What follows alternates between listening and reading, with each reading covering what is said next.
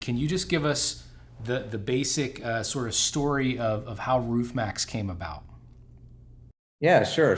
My brother and I started in the roofing business back in the mid 80s, and we were in the roof replacement business.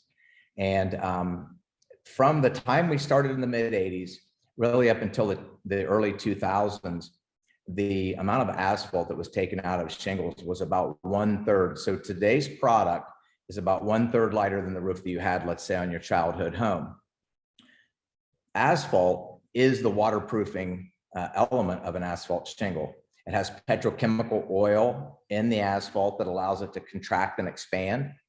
And if you think about a pothole in the road, right, it's the oils in the asphalt in your road that allows it to remain waterproof and be able to contract and expand.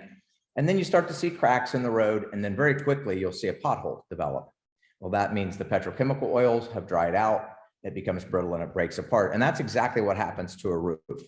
So literally in just a couple decades, the manufacturing process of asphalt shingles had changed greatly, and that was affecting property owners. And then you figured out that there was a particular product being used for one thing that, if formulated correctly, could be used on roofs, right? Asphalt shingles sometimes are taken to a landfill, they're ground up, and then the grindings are sold back to the asphalt companies that sell asphalt to the road industry. And so there was a treatment that was being applied to the grinding blades to keep them clean. They would get gummed up. And there was a professor, Charles Carr, who was a food scientist at the University of Maryland. And he came up with a product, a natural product that would keep the grinding blades clean.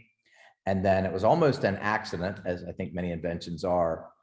He realized that this could bring a shingle back to life in its natural state before being ground up. Filed for a patent, it sat there forever. My brother and I, being roofing contractors, came across it and thought, wow, there's a lot to this.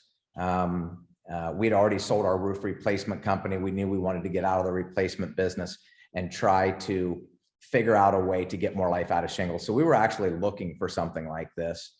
And when we came across it, we were very impressed. So, and it's just a very simple spray on treatment. The magic is getting that product to go down into the shingle. It has to absorb like a sponge. And of course, asphalt is designed to repel liquids, not absorb them.